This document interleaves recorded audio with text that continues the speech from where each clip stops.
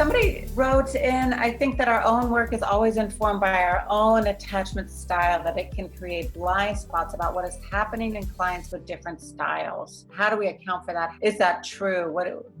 I mean, I'm always aware of my worst moments. I'm such a good pursuer, and, gratefully, I've really earned security and I have a lot more flexibility these days. But as a EFT clinician who knows herself to pursue when she's scared and anxious, I slow myself down on purpose. And I literally say to my clients, I don't want you to feel pursued by me. So let me slow myself down. Let me make sure I'm working from that softer place on the inside of me. And so I take a minute in session, and I, kind of like you see me now, like, let me get over to the pursuer's experience, and you see me look away to like find that place inside, the softer place that I know I need to work from, to know for certain I'm not at risk for pursuing my clients. My clients often know that I'm a pursuer. I don't hide it. They know my husband is a great withdrawer. I talk about my steps in the dance. This happens for me too. You're not a lone pursuer. With my withdrawer, I said, if my lovely husband were here, he'd be fist bumping you. He'd be like, right on, dude. Those compartments are awesome, aren't they? And, I bring our humanity into the room, because often in a pursue withdrawal couple,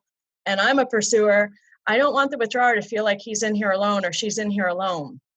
And so I'll bring in other withdrawers. I'll bring in other pursuers, whether it's me or somebody else, or just the global group of people who also pursue or withdraw. So I think we pursuers who are EFT therapists have to monitor our speed and our pacing, where I think we withdrawers who are EFT clinicians have to stretch our window of tolerance for what is sufficient depth of emotional experiencing. Sometimes a withdrawing clinician will think they did enough emotional depth. And in my experience, it's not enough, or from the experiencing scale, it's not enough. And so that's what I've learned, having many supervisees who are withdrawers. Like, oh, you mean I have to stay there longer? Oh, agonizing. Yeah. So I think it's really good to track and monitor, not to get overly obsessed about, but to just know your potential impact on your client and to care for that, to know it ahead of time. That's good. So basically, yes, it's true. Our attachment style impacts possibly how we conceptualize the case, the people in front of us, and we do have to be aware of that.